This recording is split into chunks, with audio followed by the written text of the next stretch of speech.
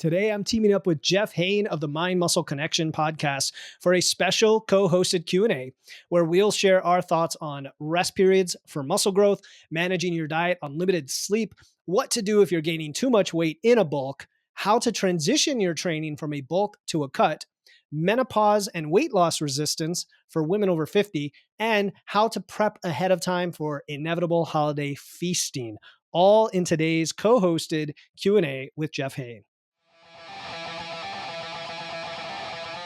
Hey everyone, and welcome to a special episode that dropped in two of your favorite podcast feeds, Wits and Weights and the Mind Muscle Connection.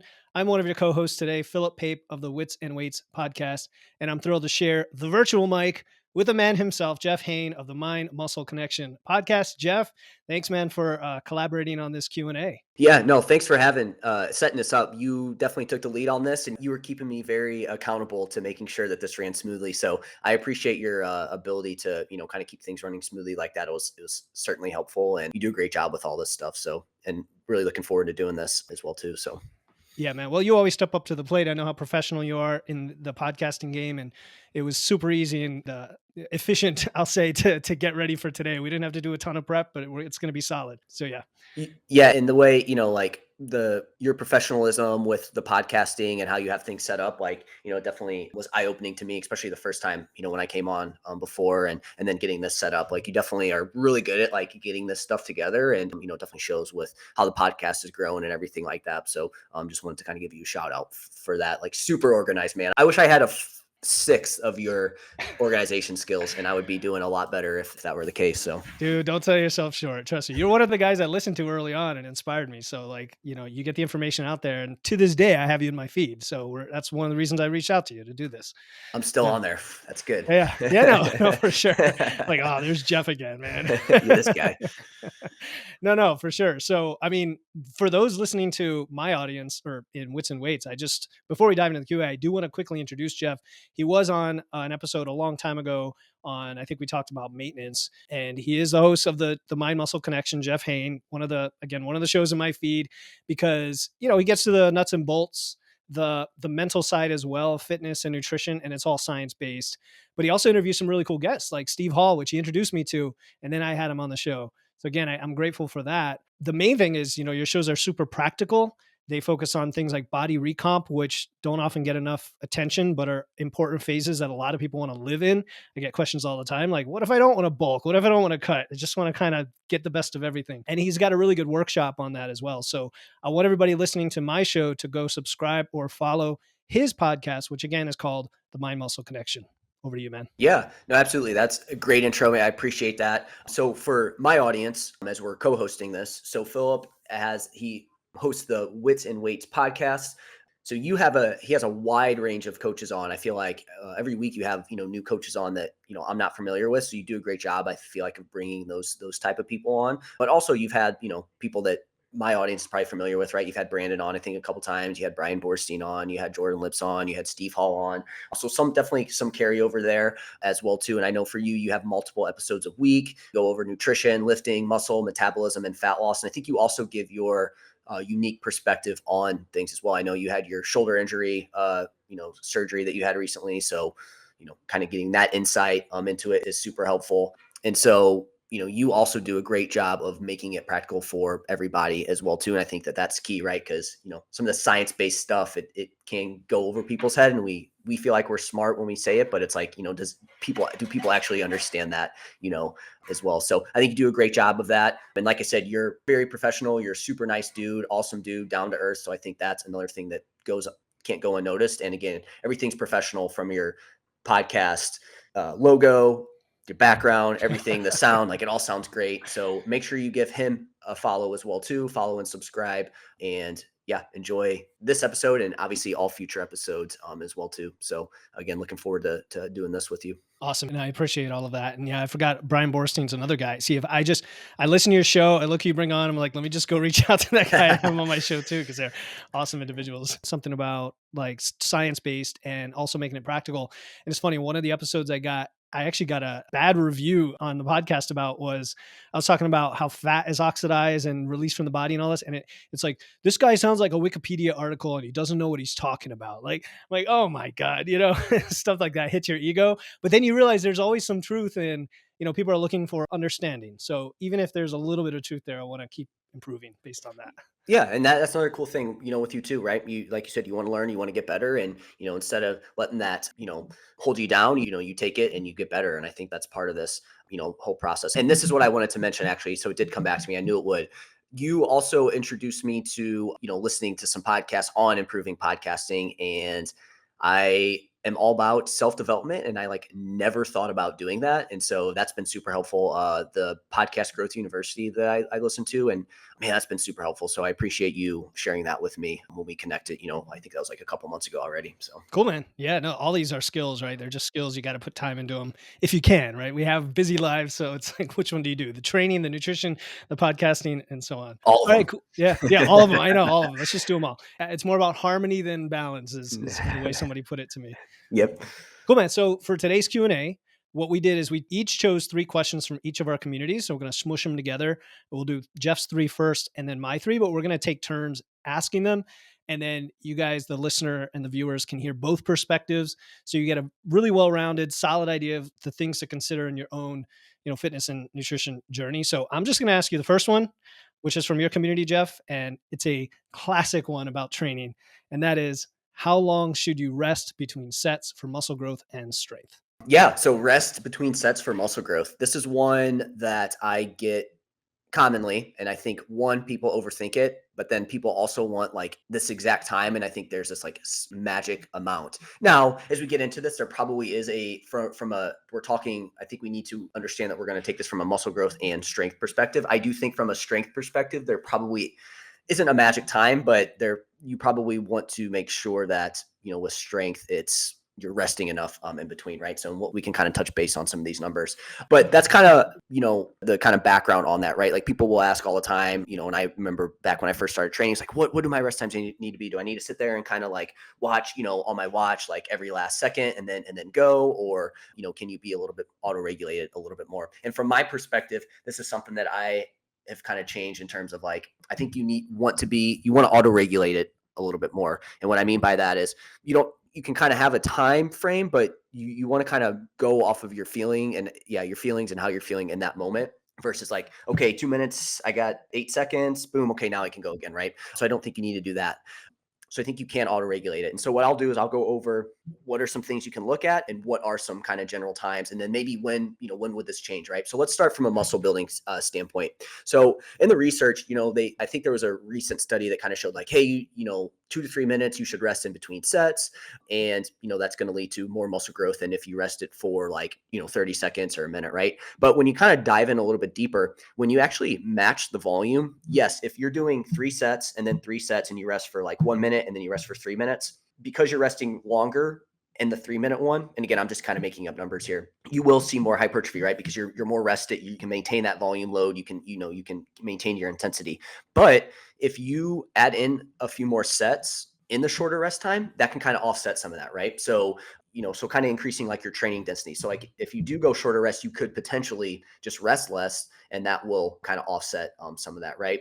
So that's kind of the background there on the hypertrophy side of things. So I think like what would be some practical numbers there? I think again 2 to 3 minutes I think is solid, and then like again for more isolated stuff maybe 1 to 2 minutes there on that. But this is also going to be dependent on how you feel and probably the exercises that you're doing, right? So if you're doing more compound lifts, leg stuff, heavier stuff, probably closer to 3 minutes and beyond there potentially with that, because, those are going to take more out of it for you.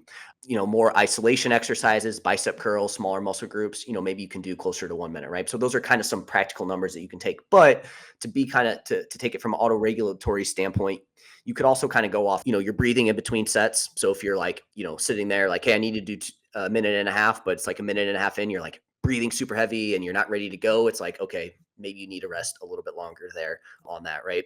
What does the target muscle feel like, right? Is it still burning? Do you still feel it? Okay, maybe you need to rest a little bit longer. But if it's feeling good, hey, it's probably time to go there with that, right? So those would be my 2 big ones there. And then also like, again, if you're doing more compound lifts, how's like your core feeling? Like, is that ready to go, or is that still tired? Because if that's still kind of tired and fatigued, you might want to rest a little bit longer. And then just your general sense of like, are you ready to hit the next set as well too, right? And again, I think if you can think about this practically, like when you're doing like lateral raises or a bicep curl, it's like, okay, do you need 4 minutes rest on that? Probably you're probably checking all those boxes off way earlier there with that. So again, I think I gave you some practical numbers to hit, but then also, you can utilize some of those other proxies as well too. And then I think also there are going to be times when you're training for hypertrophy that you may do some like incomplete rest periods, right? You may do myo rep sets, you may do drop sets, right? So again, those could be some things that you could potentially incorporate in. But just, again, that would be the goal there is incomplete rest on that, right? You're not trying to rest in between. So I think from a hypertrophy perspective, I think resting longer is never a bad idea because you're going to preserve, like you're going to be more recovered, you're going to be ready to go. And I think resting longer is not going to hurt you. Whereas I do think under resting could potentially hurt you unless that is the goal on there with that. The only downside with resting longer would be that's more time that you're going to be at the gym, right? So if you want to kind of increase that efficiency a little bit, you could improve that. So I think that kind of summed up the hypertrophy side of things pretty well. I can go into strength, or I don't know if you want to kind of hit on the hypertrophy side first before I go into strength, or Yeah, how do yeah, you I want can. We were joking beforehand that like we're gonna agree 90% on this to stuff, and you're like exactly mirroring the notes I had. I had like some of the studies originally suggested 1 to 2 minutes, and I'm like, but I like 2 to 3, and you're like, yeah, 2 to 3. So the only things I would add to that is if you're not used to these slightly longer rest periods, especially for strength, as we're gonna get into it, it can help to have a timer initially, almost like tracking your food. It's just giving you a baseline of what that feels like, because for some people 2 minutes might seem like a long time if they're used to just banging out reps constantly in the gym. The other thing is I do love the auto regulation and feeling it. Give yourself more time if needed for sure. And then what was I going to say about that? Don't get distracted though. Like some people in the gym, they get on their phone, they start doing email and stuff. This is not really answering the original question necessarily, but if people give themselves a license to rest for 5 minutes, it can become 8 or 10 if you start walking around looking at your email. And then you mentioned the intensity techniques already, which, just this morning I was doing, bicep curls and like drop sets. And you're right. In that case, the goal is to shorten the time. And the main reason for that is usually time efficiency. Eric Helms and Mike Zordos came out with an article just in Mass yesterday, I think, about intensity techniques, and they covered 3 different ones, and they compared like not using them versus using them, and how you can save like a half hour in the gym every time you go. So Yep. that could be a really good reason for it. Go Yeah. for it, man. Yeah. Well, on your kind of resting too long in between, I think from like a physiological standpoint, you're not going to do any harm by resting that Right. long. Hmm. But from like a mental perspective, like you Yeah, said, what's your engagement now of what you're doing right now? It's for like sure. your mind's elsewhere. So I think that would be the thing to look out with that. Like it's not like again, if you were to like study things physiologically, like you're not going to see a difference. You might see a little bit better because you're resting longer, but it's like mentally, like you're just not going to be as engaged, I feel like, anymore. Because this reminds me of when back when during COVID I was training at home, and there's just so many things that you can freaking do at home that you Yeah, can't do at the it's true. gym. So it's like I just found that like from a mental standpoint, I wasn't staying as engaged in the workouts for that reason. Yeah. Again, the longer rest may have been helpful, but because I wasn't as like mentally engaged, that was the issue there. But you make a good point on like getting started. Like if you're used to like maybe more of like a circuit style of training, like kind of like like those kind of like group classes, fat loss style workouts, that may be a little bit of an adjustment for you, like you said there with that. But I think also as you get more advanced and you do it, it's like you start to learn how to, kind of push yourself a little bit more from a hypertrophy perspective.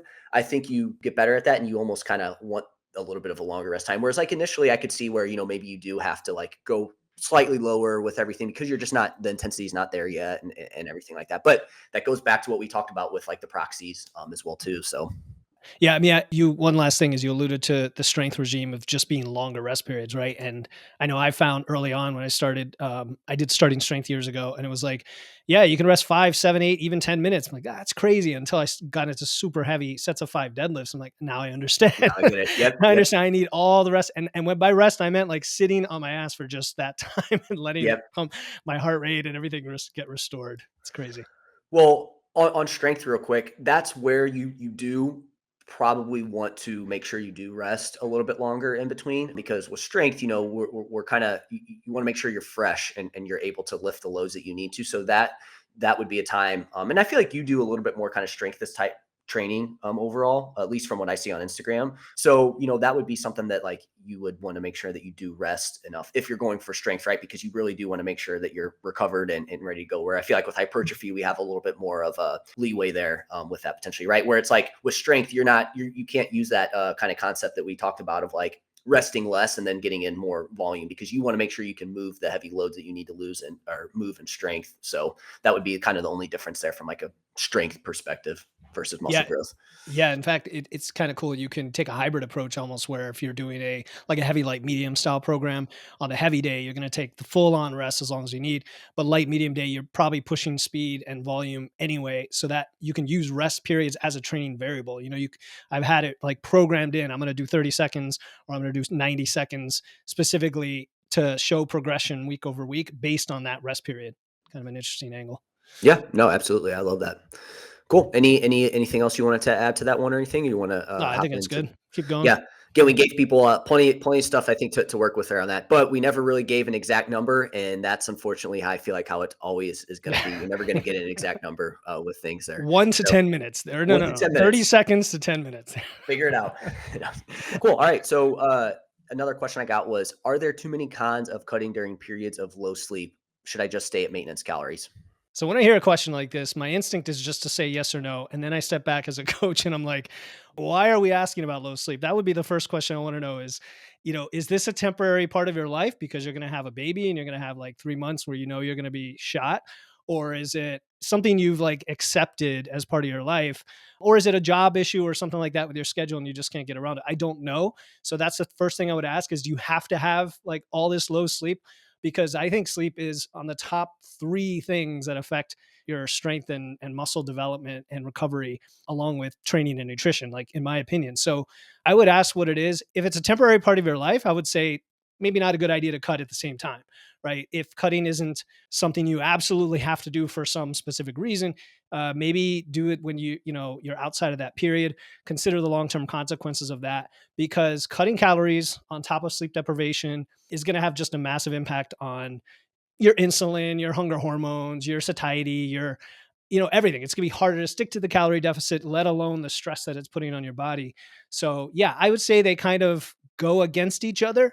But if you're going to be at a period of low sleep for the next 3 years and there's nothing you can do about it, you might have to make some trade off to fit in, a very conservative cut at some point, but make the trade off so you're not going all out aggressive on your cut and all out 5 hours of sleep a day. That's my first thought on that.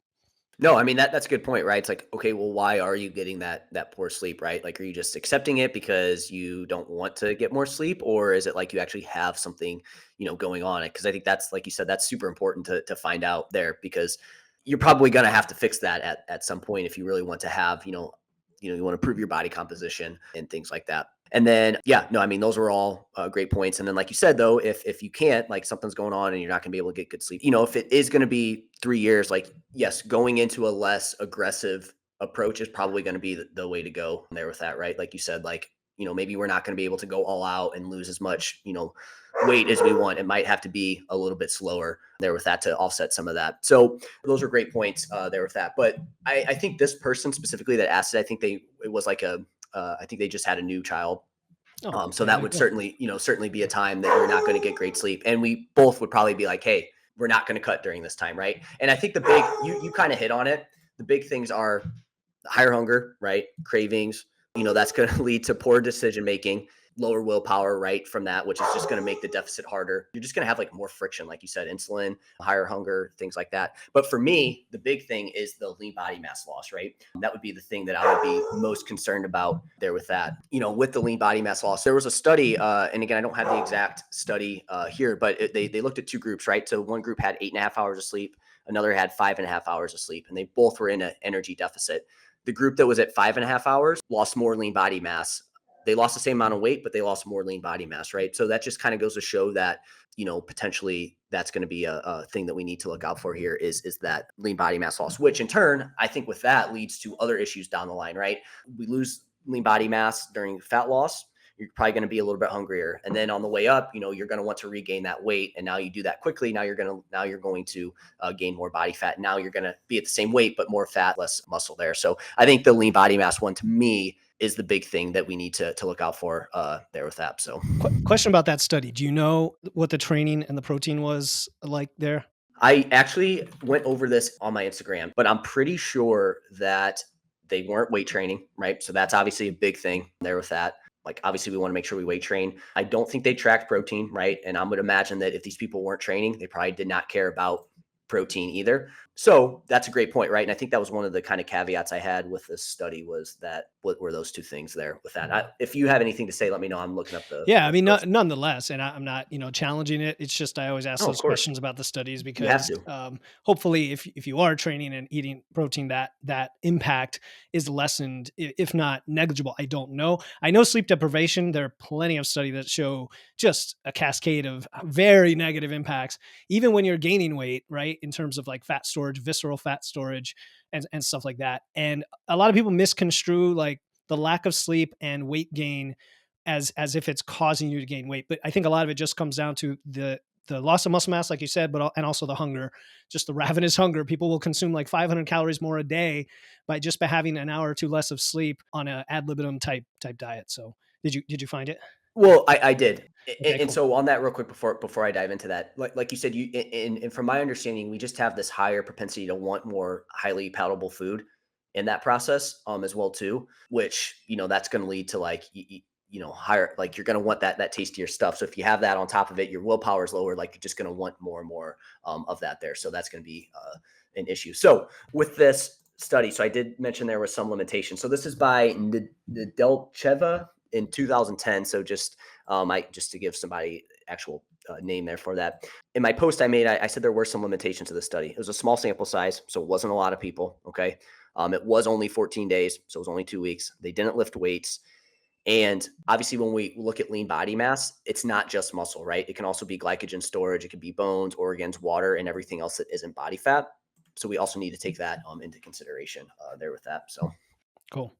Yeah, yeah, and I don't want the person asking the question to use any of that as a reason not to listen to everything we're saying here, which is don't cut aggressively and lose sleep all at the same time. Pick one or the other, or make the trade off. I see it as kind of like a seesaw. One could be a little worse, one a little better, and you can, as one gets better, you've got a little more leeway on the other. It's a matter of trade offs and how you feel, really, the biofeedback that you're tracking along the way. yep. And I know probably anybody that's gotten poor sleep, like you just know how it can impact you from that perspective. I think motivation too, right? Like now you're going to be less motivated to train and want to do those things that you need to do as well too. So cool. Yeah. So again, this would definitely be a time that I like, and it sounds like you're in agreement with me. Like if it's a short term thing, we're probably not going to fat loss diet during this time. I just actually before we hopped on here, I had a conversation with a client about thinking about going into fat loss, and it's just like I mean, if you don't do it right now, it's like, can you never do it again? Like, do you have to do it right now? You know what I mean? It's like, I think a lot of times we think that we have to like go and do it right now. And if we're not fat loss dieting, we're not going to see any progress whatsoever. And that's just not the case, right? So I think sometimes taking the pressure off of that can be super helpful. For sure. Yeah. And a good coach or community who's telling you that, just like, look, do you really have to do this? If not, I'm giving you the tough love. Let's not. You're going to feel so much better. We can fit it in another time when it makes more sense. Let's check all the boxes first and let's go. So, yeah. All right. You want to go to the next one? Yeah, for sure. All Yep. right. I'm ready. So, question three, this is the last one from Jeff's community, and I'm asking it to Jeff. The question: I'm gaining a little too much weight in a building phase. What do I do? Yep. Cool. I like this because I thought this was a great question just because, again, a lot of times, I think people have that urge to just go back to cutting, right? So I think real quick, I'll go what I describe as a building phase because I think there's some semantics involved with this. Like what exactly is a building phase, right? To me, a building phase is just a period of time where you're out of a calorie deficit, right? You could be at maintenance, you could be in a surplus, but we're trying to minimize fat gain, maximize muscle growth. And really just the main thing is we're trying to get out of a calorie deficit, right? So within that kind of parameters there, you may end up gaining some weight, right? So I think the big thing is, if you get to that point where you gain too much weight, it's like, what do I do? Do I just go back to cutting or whatnot? And I think we have some options here. It isn't just, hey, you just have to cut, right? And I think doing that too much, I think can lead to issues, right? If you just go straight into like, oh, I've gained a little bit of weight, I need to go back to cutting. I think that's from a body comp standpoint. I think you're setting yourself up for failure in that situation. So I think if you can find some ways to potentially improve your adherence or whatever it is during this building phase, it can go a long way. So the first thing I would do in this situation is I would run an energy audit with a client, right? So an energy audit is going to be like, okay, how adherent are we to the plan, right? Are you adherent? And, a lot of times I think people think they're more adherent than what they are. And then you actually like dive into it and it's like, holy crap, I'm actually only adherent 60% of the time. It's like, well, boom, you don't need to make any adjustment. Just freaking, we need to improve that, Stick right? to the Like, plan. Yeah. yep, that's the big thing first. And that's the boring, like, oh, no, that can't be the issue. But and Philip, I'm sure you can say the same thing here. Like when it comes to nutrition, adherence is the issue. A lot. I think if I say 90%, I think I'm Yeah. underselling how much Potentially. how much it is. So it's at least 90%, and probably more than that, probably 99%, right? So looking at adherence, and I think with so again, like that's the first thing that I would do there with that. Also looking at just your movement, where's your movement at, right? Could that potentially be increased? So again, is it just your steps or whatever it is? Has that potentially gone down? So kind of looking at that. But from there, I think when it comes to, I don't, everybody's a little bit different in terms of how they monitor food intake with their clients and stuff like that. But I do like to have clients track calories and like at least protein. And so for them, it's going to be, are there some potential tracking errors that are going on? And again, if adherence isn't the issue, the next thing that really can hurt people from like a calorie perspective is tracking inaccuracies. And some of it is on purpose, right? But I think a lot of the times it's on accident as well too. I think that's more of an issue than anything. Is it's just on accident, right? You forget. I couldn't even tell you what I ate. Yet. Well, I could. That's a bad example. But some people can't remember what they ate. Or they can't remember what they did yesterday. So how the hell are they going to remember what they ate? You know what I mean with that. So that's the first thing. There is you might forget to just log some things. You got a million things going on. Two, even if something says it has a certain amount of calories, it can be off by up to 25% plus or minus, right? So then we already have that. Like that's a potential issue right there that you can be off. If you like to go out to eat, just because something says it's 500 calories, the chances of it actually having 500 calories are slim to none, right? I mean, it depends on the chef, how they make it, who's working, what serving size they give you there with that. But then there is, again, people just forgetting how to or the serving sizes side of things, right? So again, like getting your serving sizes off could be a big problem as well too there with that. So looking at your tracking, are you tracking your condiments? Are you tracking correctly, right? And typically you'll find that people are off there with that and potentially fixing that, right? So we're going to run an energy audit there and see if there's anything that can change there with that. And again, most of the time you're going to find that, hey, that's off. So then, that's the first thing that we can do there is work on that adherence to everything, run that energy audit and see where we need to make any adjustments there with that. So that'd be the first thing. And again, like I said, a lot of times that's going to help because, when you go into a building phase, you're going to get to the point to where, maybe you aren't tracking as much now because you're not in a fat loss phase. So, you have that, to potentially look at there with that. So I don't know if you had anything. I have a few more. I didn't know if you wanted to comment on that one first before I go into the other ones.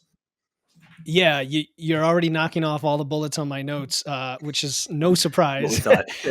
because the first thing I would have asked is how are you tracking? Because I want to look at all of that, like you said, the errors, the adherence, everything else, as well as look at the expenditure side of the equation. Some people may not even know either what surplus they need to be in to gain the weight they want to gain.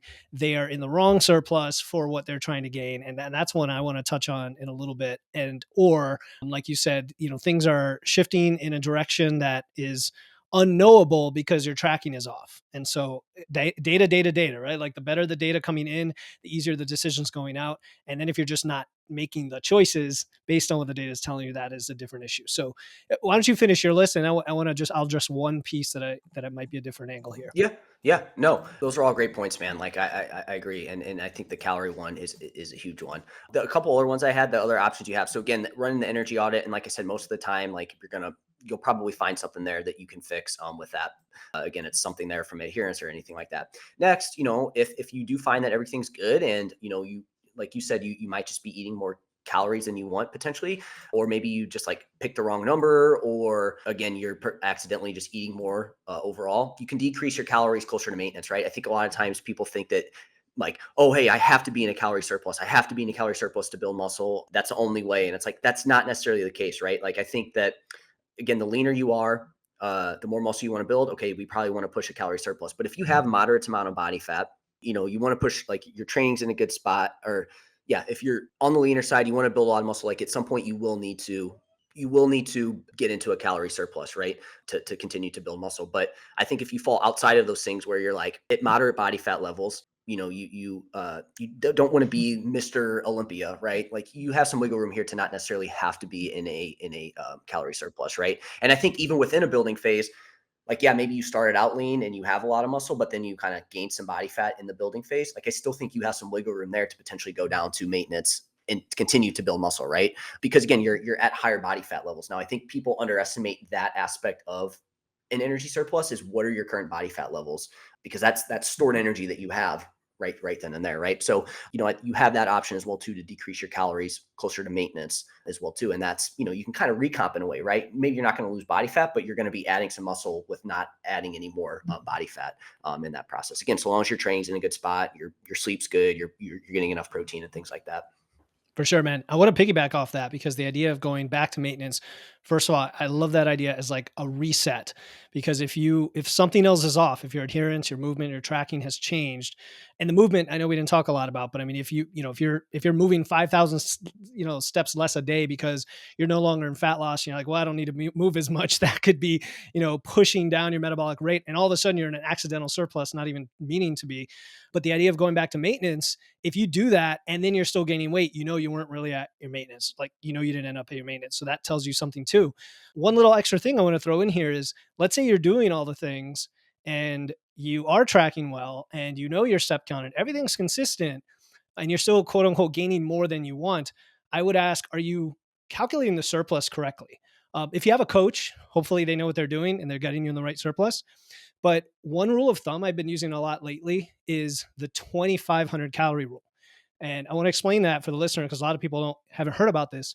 We know about the 3,500 calorie rule, right? Roughly 3,500 calories of energy in a net pound of adipose tissue, a net pound of fat to lose fat. So when we lose weight, if we want to go at 1 pound a week, it's 3,500 calories or 500 calories a day.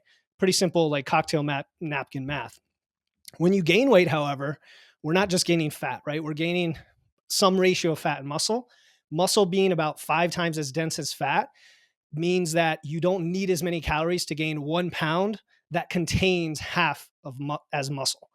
And so it's roughly 2/3 if you just ballparked it and said, okay, instead of a pound a week, I would actually need to gain or not pound, but 2/3 of the calories a week to gain that pound if I'm going in a surplus. And therefore, if you're using the 3,500 calorie rule, you're actually eating a third more than you intended. So just a cool little fact for people trying to like thumb suck it and figure out their maintenance, their surplus calories. It's actually going to be less than in a fat loss phase. Yeah, and again, to piggyback off that, like, I think that's great. I think that's a great way to set it up to make sure you don't, gain too much fat in the process. I like, and maybe you do this too, but I like going off of like percentage of body weight gain as well, because that kind of tells you where exactly it's at, right? Like, if you start gaining a little bit too much weight, chances are the quicker you gain weight, the more it's going to be body fat. So if you can kind of go off of where your weight is trending over time, like, that can be super helpful there to make sure that you are, it's going towards more Oh, muscle than 100%, body man. fat. Yeah, yeah. I like 0.2 to 0.3 for most people. I don't know if you're in that range too. That's like, yeah, Ends up being about like a percent a month or something like yeah, that when you kind of zoom exactly. out there with that. Yeah, I mean that's the way to go, because then you can kind of like, that helps in your specific example there, where it's like if you set your calories too high because you have to be a certain amount of calories per week, like, oh, I need to be a 500 calorie surplus. It's like, well, for you that may not be a 500 calorie surplus. It may be more, or maybe less, because our bodies are, pretty adaptive from that perspective. There with that. Before I started working with Philip, I had been trying to lose weight and was really struggling with consistency. But from the very beginning, Philip took the time to listen to me and understand my goals. He taught me the importance of fueling my body with the right foods to optimize my training in the gym, and I lost 20 pounds. More importantly, I gained self confidence. What sets Philip apart is the personal connection. He supported and encouraged me every step of the way. So if you're looking for a coach who cares about your journey as much as you do, I highly recommend Philip Pape. All right. So the other option, and this is kind of like isn't super helpful, but at the end of the day, you could just keep going as well too, right? Because at the end of the day, if you really want to build muscle, like, I think you being taking some time away from like being out of a calorie deficit, like, yeah, you're going to gain a little bit more body fat in the process, but is that the absolute worst thing in the world, right? Now, if you're gaining crazy amounts of body fat, it's like, okay, obviously you're going to, depending on where your body composition is at, you might want to work on that. But at the end of the day, is it the worst thing in the world to gain a little bit of body fat for a period of time, right? Like, is that going to be the worst thing for your physique? Is that going to be the worst thing for your health? Probably not. Again, unless you're already, over 20% is a male, over 25% is female, like then, okay, maybe we probably don't want to just keep adding body fat. But that's my next one, is just like potentially just keep going with it. I think that's another option as well too. That's true because we didn't even ask the person who, when they say a little too much weight, is it just a reframing thing? Is it just they're uncomfortable with something that they've never done before? And maybe this is a female too, because I tend to get that. I tend to not have problems with most of my male clients gaining weight. They're like, yeah, the deadlifts are going up. Let's keep going. But, more with women that I'm feeling uncomfortable. I'm feeling fluffy. My pants are a little tight. Maybe that's where we focus on all the other things that are going up in a positive direction, like our lifts and like our bicep circumference and all the other fun things. Yeah, no, I mean, like I said, yeah, looking at other things and reframing it, God, is super important, because again, you may not act like you said, what is that little bit of weight? Is it like, hey, you gained 2 pounds over 6 months? It's like, okay, all right, that's a different than, hey, you've gained, 15 pounds in 6 weeks, right? That's a different conversation. So definitely clarifying that. As I'm sure you've noticed with being a coach too, like you do need to ask these kind of follow-up questions there with that. So all right. So the next one would be just end your building phase, right? But I want to caution on this, because I think if you're only been doing it for 6 weeks, it comes back to what we talked about earlier. You need to work on the adherence. You need to work on these other things first, right? Like that's going to be the most important thing. But if you've been doing it for 18, 24, 30 weeks, maybe it's just time to end the building phase now at this point, right? So that's another option there where, kind of seeing where you're at and how long you've been in the building phase can be key. Again, like I said, if you've been not doing it for a while, we need to work on these other things. But if it's been a while, hey, maybe it's just time to end it at that point. Yeah, exactly. I mean, it really depends on why they're asking the question. So I'm also good with 5 6 months continuous building is a nice point to shoot for, to know for sure you've got all the anabolism that you can out of the phase and not cut yourself short. I these days like to go 9 or 10 months, because then you do a mini cut for 2 months and now you're eating a lot of food 10 months out of the year, and who doesn't like that, right? Yeah, absolutely. Love eating that food. Yeah, no, I agree though. I think if you can, because I think when it comes to building muscle, I think there's some momentum to it, right? And I think if you're kind of going in and out, you're just going to break up that momentum, and you're just not going to be happy with your physique, long term with that. So I think having that momentum is super key there with that. And then you kind of just hit on the one that you said there, the last option, and I leave this last because again, I think this is dependent on the person and your experience and everything like that. But the last one would be doing a mini cut, right? And I think it depends on your kind of definition of a mini cut, because like I said initially, like with the building phase, it is partly semantic, like in terms of like, hey, is it a bulking fit? Like it just depends, right? And I think with fitness, there's a lot of this, like one person means this, it's this way, another. And so when I say a mini cut, I'm talking a mini cut during a building phase where you would decrease your calories more than what you would like typically do in like a regular cut, right? This is like a very short term, like anywhere from like 3 to 6-ish weeks where you really cut your calories,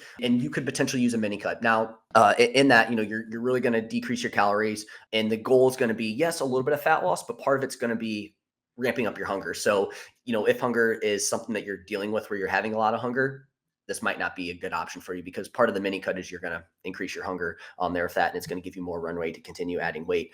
But what I will say, I would only do this if you're very experienced dieter and you're working with a coach. Those would be like, if you fall outside of that, which I would say most people fall outside of that, I would be careful with a mini cut. But again, this comes down to, you mentioned a mini cut, you may mean something slightly different from that. So I'm curious to kind of hear your thoughts on that.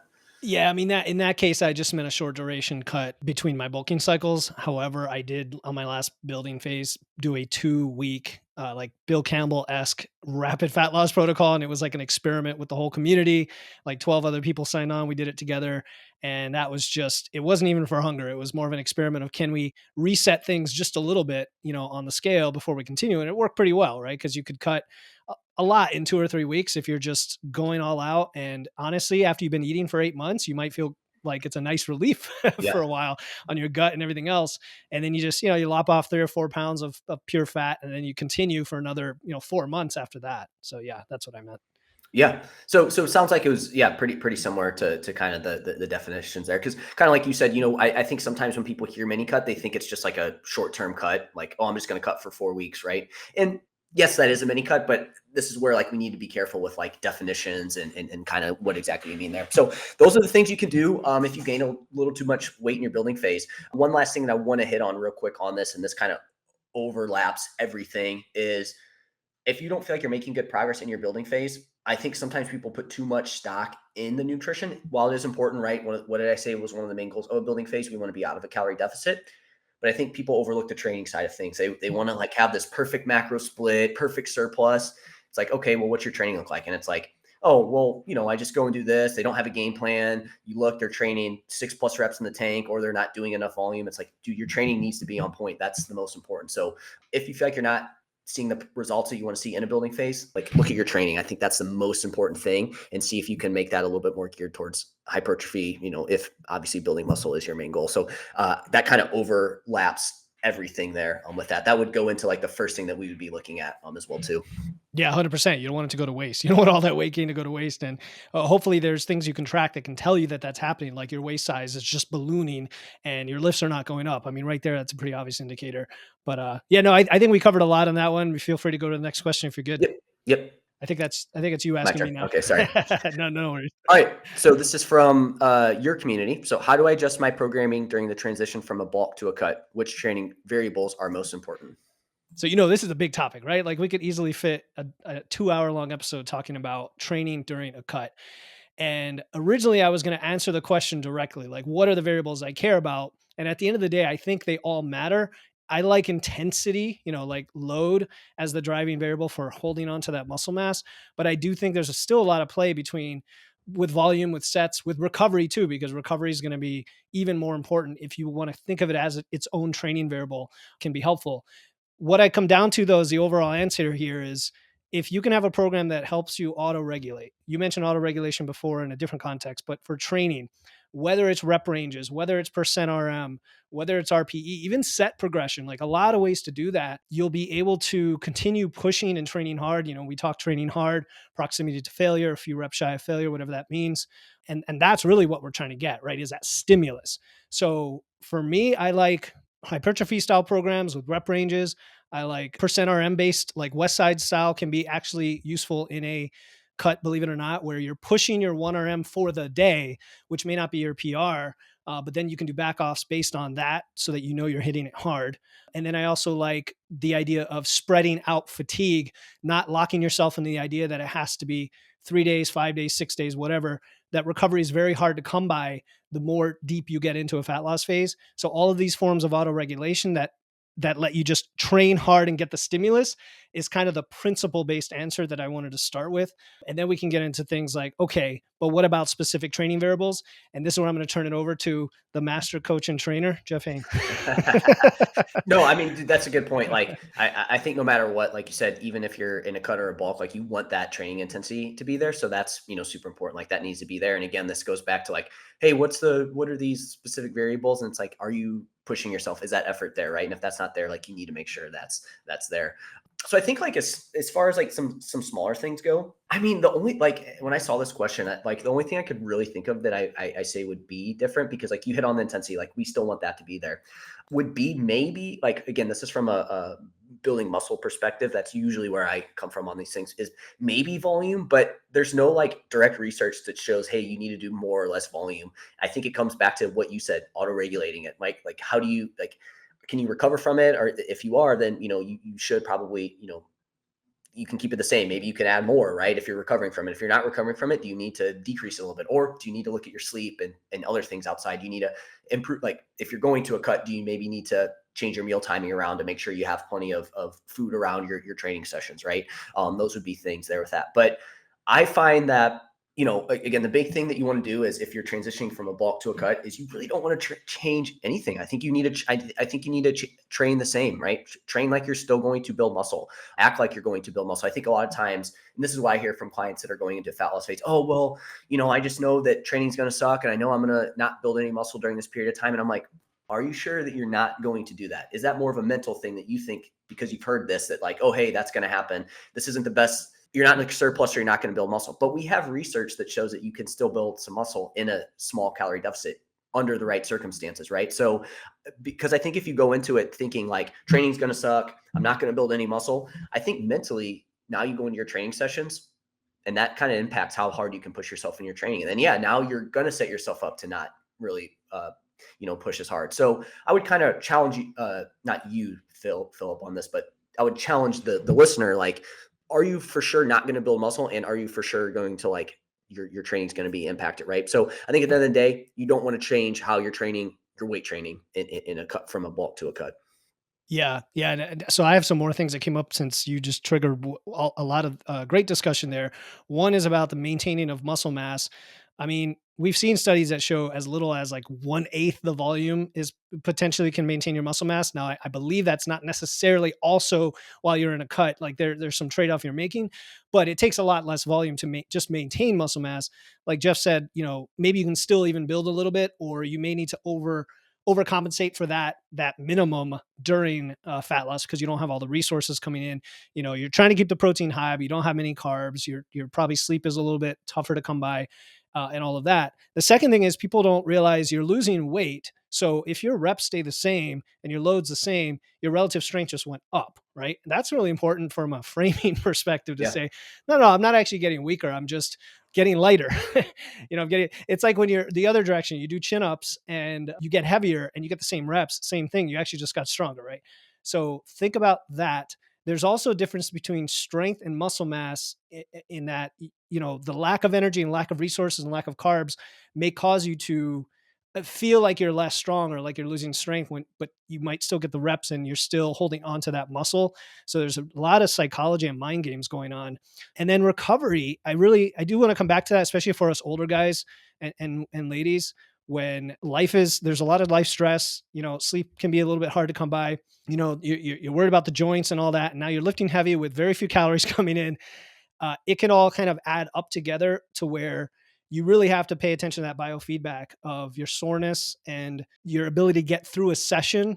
Think about, like, are you training fasted or not? Because that can make a big difference. When are you eating your carbs during the day? You might have to make some subtle changes based on this like limited pie of food coming in. The last thing I was thinking of is if you are more strength focused and you're doing like a sets across or a 5x5, 3x5 type program, that is going to be very difficult to progress during fat loss. And you could get discouraged if you're not just pushing the weight every session. So that's where you want to get creative and maybe switch to like rep range scheme.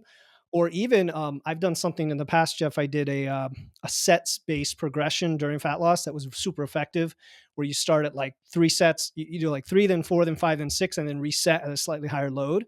And the body's ability to kind of handle the submaximal during fat loss seems to be more effective. And then you're still getting all the volume. So just threw a whole bunch of details in there that I thought that came up from what you mentioned. Yeah, no, I mean, yeah, you brought up a ton of great points in there. Yeah, I think you really don't want to change much other than, and I think again, auto regulate it, right? Like if you can do more and if you recovered, then do more. If you can't, then obviously look at those other things, see if those can be improved, but understand, hey, it might just be a little bit lower. I do think in a deficit potentially everything will just maybe feel a little bit tougher, right? So you maybe need to kind of push through that kind of mental fatigue, like you mentioned the mental fatigue. So you might need to push through that a little bit more, and you might start to feel it sooner, right? It's like in a surplus or at maintenance or surplus, it's like your sets of 10, it's like it starts to get hard at rep 9 or 10, whereas like in a deficit, it might be 7 or 8 that it starts to get a little, something like that. So, and keep taking your creatine too in a fat loss. Exactly. Keep taking your creatine. Yeah. And this question was asked by Christos, by the way, and I know him. And Christos, man, just keep training like you're training when you go into the cut, and then see how it feels and report back in our community. We'll see. We'll help you out. All right, let's go to the fifth question. Again, this is from my community. Evelyn asked this one. Another big hot topic these days. Is menopause and weight loss resistance a thing? And related to this, your advice on programming and nutrition for women over 50. Big Yeah. topic, man. Yeah. Yeah. So, I mean, I definitely think that as you age, things change, right? Do I think that obviously there's a ton going on in menopause that we can't relate to, but there is a ton of hormonal change going on, right? So I think that's the big thing there, is that it just changes things a little bit, but and those things can definitely impact you, right? So I know like estrogen will go down, and that's gonna affect many things from a women's perspective, right? But I think it's more the lifestyle, and I think people underestimate this, right? So I think one kind of common menopausal symptom is like poor sleep, right? What did we talk about sleep earlier, man? That's going to increase your hunger and cravings. You're going to be less motivated to do things. You're not going to make as good of choices, right? And I think that has a trickle down effect, right? Now you don't want to go training. Maybe you're not moving as much now. Poor sleep can lead to higher stress. Higher stress can lead to, like you talk about, visceral fat, right? That can lead to some fat accumulation in midsection, particularly, right? To me, it's more of a trickle down effect of what's going on, right? And maybe not working with your body and instead trying to work against it and relying on things that maybe you thought you were supposed to do, and again maybe worked for you when you're 20, and now it's like your body's just changing a little bit, and it's just less receptive to it, right? And I think currently this kind of current state of people that are in menopause, that demographic are going through that currently, they kind of grew up with this, like, you need to be skinny, you need to be as small as possible, right? And that stuff kind of has hung with them, because I know any client I have in this age range, that's like the thing of, like, they're just very, like, if they gain a pound, it's like, oh my gosh, what is going on? Again, that's an overgeneralization, but I don't know if you can relate to that. It seems like that's kind of how it is with this kind of, that demographic. If I wake up and I see very long messages from clients, I know it's that. It's Yeah. usually like, please help, and it's the whole story of what's going on, which is cool. That's what your coach is for. Often it is related to just a little bit of framing and kind of panicking that goes on, but it's okay. Yeah, I mean, to add to some of that, the big note that I had was, menopause is this major change and transition in your life. It's physical, it's physiological, but it's also tied in for a lot of women with other things that compound that. You've got the life stress, you've got kids, which then lead to less sleep. You've got things like hot flashes, which also, can interrupt sleep. The loss of muscle mass that has been occurring if you have not been training. And for women, it's exacerbated by the hormonal change and bone density decrease. And we can go on and on. And like Jeff said, lifestyle is the first thing I would go to for all of this stuff. Once you get that dialed in, of course, if things are off, like, significantly, I knew someone who had, she gained like 80 pounds in 6 months without changing anything. You knew something was up, and it was her thyroid. And that can happen as young as, I've seen, 8 years old, right? So a lot of women out there, I know we're talking menopause, but like the gaslighting in the medical industry and everything that leads to decades of not dealing with the issues. But for many women, that's not the case. So I don't want you to use it as like an excuse. And the tough love, like, we're a couple dude coaches here. We've worked with a lot of women, and a lot of them tell me, like, just give me the tough love and help me, like, do what I need to do. If I'm doing all those things and I know there's still an issue, okay, let's look at hormone therapy and whatever else, and take care of all the things outside the gym as well. Like, definitely train hard with intensity and execution, ladies. That's an area of improvement for a lot of you. That's cool. Definitely progress over time, right? To show that expression of strength and muscle mass over time. It's going to make you, strong, fierce, lean, tone, whatever words you want to use. I love it. And then all the things outside the gym, your stress, your recovery, right? Like how we handle food and the emotional issues around food as well. Like, it just goes on and on. So it's a big topic, but like Jeff said, like we have compassion for all of you, and we want to help you win this thing on your own with complete freedom and control using lifestyle changes. Yeah, no, I mean, you hit on it perfectly, right? Like, I mean, and it is like we said, like you said too, like, we know it's a tough time, right? Like, very, empathetic towards that, right? It's like, oh, hey, just it's whatever, like, Yeah. Suck it up. Yeah. yeah, No. Yeah. no, we're not saying that, but I think a lot of times people overlook that. I would say, from a programming perspective, I can just kind of hit on maybe some few, like, kind of common mistakes I see from a programming and nutrition perspective with this demographic. I think it's the way they train, right? I think it's, again, I think their kind of mindset towards exercise is more sweating, more feelings like the exercise is super hard, getting that heart rate up. I have to feel like super beat up, right? Like more cardio based kind of style training. And again, I think any exercise is great, so I don't want to bash that. But I think for this demographic, like, this is where we have to, like, again, get out of that mindset of what worked in the past, and now we need to start to shift it towards working with our body. And so, like, you kind of hit on it, like, hey, let's do some cardio, right? But let's do it for our heart health. Let's not do it for fat loss purposes, right? That's going to come through some nutrition interventions. But from a training perspective, hey, we at this point we need to work on weight training. Again, yes, for muscle, but for bone health too, right? Like, in this demographic. So we need to make sure we weight train, and we need it to be in a progressive overload style as well too, right? So that's the big thing. So the mistake there is training in a way that's just going to burn the most calories, right? With that. From a nutrition perspective, I think two big things that I see is, One, trying to always fat loss diet. Okay. So that's the other big mistake here, because we talked about losing lean body mass. We talked about the bone density thing, but also if you're not sleeping well, this goes back to what we talked about earlier, right? You have that issue and you just have a lot of other stress going on. Again, adding a calorie deficit to that all the time is going to be a stressor on the body. So I'm not saying don't ever fat loss, but I think it would be being smarter about it, being in a smaller calorie deficit and doing it less often there with that. Right. And I think the other thing, and these, I guess, kind of go hand in hand, or they're two separate, but I'm going to lump them into one, is protein. Like, I think protein is something that is important. I personally think protein's maybe been overblown now. Like, it's kind of swung to where like people are over relying on protein, but I think in this demographic, you do need to make sure you're hitting about 1 gram per pound of body weight. Again, if you're overweight, maybe a little bit less than that, but I do think it's important, and, make sure that you're getting enough protein in. Again, you don't have to get massive amounts, but you make sure you're getting enough. But also carbohydrates, right? Do make sure you're getting some carbohydrates as well too. I think that's only going to help things there with that. And so those would be my kind of like big things aside from the lifestyle stuff there. Yeah, I love it. I'm glad you mentioned carbs, because that has been a game changer for a lot of women I've worked with. And there is such resistance sometimes, even when they're open minded to the idea of doing it, there's still this like built in either societal or trained behavior over years of being told carbs are bad. And I hear it in a lot of times in the women hosted podcast space, where you've got like the keto and the low carb, like that is the thing for hormones, for peri and post menopause. And I'm like, I don't understand it. It may be the thing for an individual for sure. And that's one of the messages we want to get through, is like, there's something different for everybody, but I ask everybody to experiment with these things. And if you're low on energy, if your training is tough, if your sleep is poor, if your hormones seem off, man, carbs could be the answer. Believe it or not, carbs could be the answer, and just eating more food. Speaking of, so you covered training, and actually the original question was also about, is weight loss resistance a thing? And I did want to address that quickly. I think for men and women, as we age, with the loss of muscle mass, if you're fairly sedentary, if you're not training, your metabolic rate is just going to slowly go down over time due to the loss of muscle mass, but also probably lifestyle. You're sleeping less, all the things we talked about before, higher stress, less movement, you're sitting at a desk all day. It just all adds up.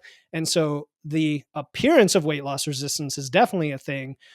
It's only resistance because you can't maintain your weight on the same calories you did 20 years ago without all these other things. The really exciting part about it is you can reverse that, and you can bring it back the other direction so that you can break through, and then it doesn't become a thing.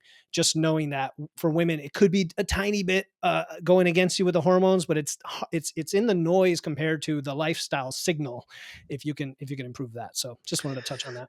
No, man, that's a great point, right? The weight loss resistance, right? It's like, not, oh, hey, you're in menopause now. Now all of a sudden you can't, drop weight there Yeah. with that. That's not the case, right? Like, again, like you said, things could be a little bit tougher, but it's probably the things that you're doing there, and in your history of, and again, what do we talk about, the kind of demographic here, and like what they've kind of been like taught is like, eat less, move more, burn as many calories as possible, and that does, like, your body will adapt to that. And so, like you said there, it's like, but the cool thing with that is that's not permanent, right? Like, you can do some things to start to improve that as well too. But you may find that initially it is a little challenging because your body has just adapted to that, and that's kind of what your body has had to work with. So you kind of sent that message, but the cool thing is you can change that by doing some of these things that we talked about.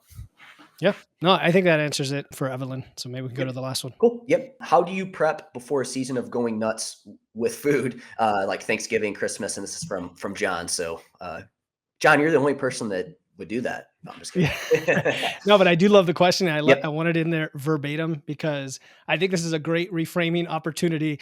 The first thing I would ask you, John, is like, are you really planning to go nuts for like a multi-week or multi-month binge fest? Right? That's one thought. Or is this more like, that there's a few days coming up here and there, the parties and the holidays. They're 1 or 2 days at most, usually for most people, maybe a few extra days. And is this where your current eating is restrictive, and then the holidays come around, you feel like you can't enjoy them because you're trying to adhere to that, form of eating? I mean, that's one thing I would ask, just from a reframing, is you could probably, for a lot of people, I would say, who I coach, just relax and enjoy the day, right? Like, just enjoy yourself. You may not even need to track. You may not even need to plan. And the most that it's going to do is, if you overconsume by 2,000 calories or 3,000 calories, you're still going to gain less than a pound of body fat. However, I'm going to say that if you're going to enter a period where you expect to indulge more, I would say, is everything dialed in to begin with, right? Like for John, I'm just going to say all the other things in the rest of this podcast apply to you too. And is all that dialed in? Because I'll tell you what, if it is, like, I don't even think about holidays anymore. I'm like, everything's great. Holiday comes, enjoy myself, move on. The next day you get back on track. You don't make up for it and you move on. However, if you're going to go on a cruise for a week, I get it, right? There's like unlimited, very rich foods available to you. Can you plan ahead? Sure. Like you can be prudent and have a little bit of restraint if you'd like ahead of time and have maybe even do a little mini cut or whatever. But you can prioritize your protein. You can maybe bank a tiny bit of calories here and there. There's little strategies like that. But I think the most important strategy is just to plan for it and give yourself a plan of what works for you that doesn't feel restrictive. And that could be like, okay, I'm going to have 3 drinks instead of unlimited drinks, of alcohol, or I'm going to eat all my protein and salad type foods first, and then I'm going to indulge on, grandma's apple pie. Like it's just simple. We're adults here. And like I heard somebody say on a podcast, you can go to the grocery store right now and buy an entire cake and eat the whole cake if you want. Like we have that choice as adults. You're not going to do that though. And so there's a spectrum of choice here. So let's reframe it. Let's not sweat over it. And let's do all the other things we talked about in this episode. I think it would be golden. What do you think, Jeff? Yeah, no, man, those are great points. Like definitely like have some sort of structure to it, right? I think this is where sometimes from a mental perspective, you can start to see how people think with some of this stuff. Like, oh, I need it to be all or nothing, right? I either need to be fully on it or I can't do anything at all. It's like, okay, well, you're missing out on a ton. And if that's your thought process, it's not, to me, it's not the Thanksgiving that's the issue. That now it's a mindset thing that needs to be worked on there with that, right? This reminds me, I like to put money away, for my investments account, my retirement accounts and things like that. Well, I kind of got to a number in my head that I needed to put away each month. And it's like lately, expenses are up and I haven't been able to put all that in, but I'm like, dude, why? I don't need to put that. I can put in a lesser amount and it's fine. Like it's still going to help build it, but I started to see this like kind of all or nothing mindset think into it. And I think that kind of reminds me of that there. So, but no, you had great points there. Like have some sort of structure, something is going to be helpful on there with that. And you may have kind of hit on this, but like some things that I thought of were like, it's not those events that are the issues. It's what you're doing outside of it that I think is the most important. Like if you're staying on top of it, then again, maybe not even 100%. Well, that's better than you just like, well, yesterday was Thanksgiving. So you know what? Now I'm going to also go and eat 2 pizzas for the day. It's like, come on. All right. You need to, like what you're doing outside of that's going to be key. But like we said, I think other things it can do are, lift weights, like, because again, if say you are in some sort of energy surplus and you're lifting weights, well, hey, that's going to be better from that can help you build some lean body mass in the process. Make sure you're moving, getting your steps in, throughout that time, because that's going to help you increase your energy expenditure, right? I think this period of time comes with, colder weather. And I think people tend to be less active during this period of time. And if you're not weight training and you're not staying active and you are eating a lot of food, it's like, where's that food going to go? You're not really, your body's going to be like, oh, well, hey, let's store this as body fat, right? Whereas if you stay active and you lift weights, like that's going to help shuttle that food into place, like again, to your muscle. It will shuttle it to your muscle, right? And you can use it for energy and it's not going to get stored as body fat. So those would be the big things there with that. And maybe here's one like last thing I would add to this is maybe kind of reframe like when you're going to like try to drop weight or lose body fat, is that the best time to do it then, right? Can you maybe, from like October to January, maybe that's your maintenance time, right? You're more focused on you're not focused on losing weight. You're more focused on lifting weights, getting enough food in, but not too much. So then that way it's like, because if you go into the holiday season, coming off a cut, you lost 20 pounds, you're being restrictive, you're super hungry. Well, now it's going to be really hard to manage that period of time. So maybe use that as a time where, hey, I'm not going to fat loss diet during this period of time. I'm going to wait till, January starts or something like that. Just another potential thing you can add in there. Yeah, that was I actually added. I wrote that as you were talking, and then you beat me to it. But aligning your periodization of your nutrition with the year or with the seasons is really good. I mean, I almost inevitably do that with clients. We try to kind of, depending on when they start during the year, we look at that and we say, okay, does it make sense to be fat loss, have a fat loss phase here, or would we rather be eating more here? And this can go for the short term as well. If you know you're going to have a 2 week long vacation, or you're going on a trip or something like that, those are moments for diet breaks. Those are moments for going back to maintenance. If it's a bunch of those, like in a short period, like 3 or 4 months, maybe that's your bulking or your maintenance season. I know, Jeff, you're big on like recomp and maintaining kind of that leanness. So, but I would even say if you're willing to just gain the weight, that's a perfect time to do it as well. I try to do that because most people who aren't tracking any of this stuff, who are not in our world, gain all their weight in those couple of years, months of the year, which is insane. When you think we got 12 months out of the year and they gain it all then. But if you intentionally gain there because you're building muscle, then great. Then you just solve the problem. You just offset the problem because the rest of the year tends to be easier, quote unquote. Yeah, no, absolutely. And yep, just make sure you're lifting weights in that process. I think anytime if you're going to be gaining a little bit of weight, if you can lift weights, that's going to help offset some of that weight gain, at least help shuttle it for better use there with that. So yeah, man, I think that's it. I don't know if we wanted to add anything else to this or no, start to I feel wrap up, good with right? it. Cool, man. So, I mean, that was a lot of questions, but I thought it was nice to have both of us there and kind of share our perspectives and Yeah. bounce off each other. And thank you for doing this because this is co-hosted episode, just dropping on 2 podcasts. If you're listening, it's Wits and Weights and the Mind Muscle Connection, and you got to see some similar but unique perspectives from 2 different coaches who both, we care a lot about our clients and about you as the listener as well. And at the end of the day, you've got to find what works best for you and find the information and a community or coach that can help you, especially if you want to like accelerate getting to that answer for you. So those are my closing thoughts. Yeah, no, I want to thank you for, like I said, you got all this set up, man.